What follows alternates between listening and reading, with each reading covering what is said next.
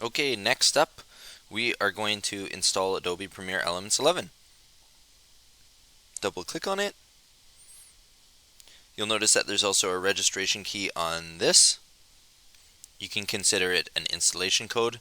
So you'll double click on that, highlight the numbers, press Ctrl C to copy it, then you can close it.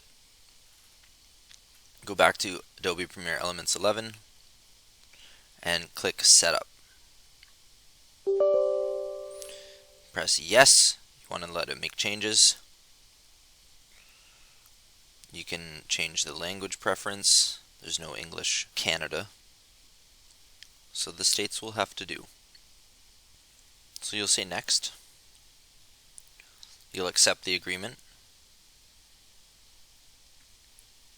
You can change the country to Canada.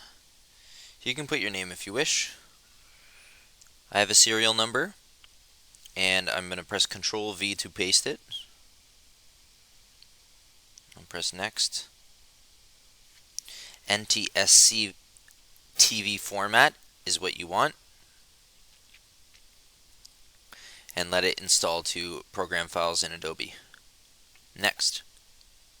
Press Install.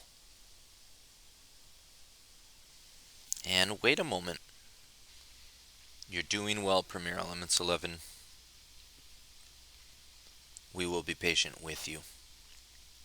Now it's installing Adobe Elements 11 Organizer, but that thing is a nightmare, so you'll never end up using it.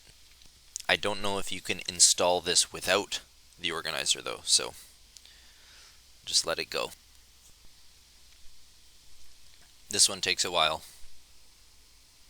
Alright, it has completed. Press Finish and restart when you're ready. Please take out the USB drive before you restart.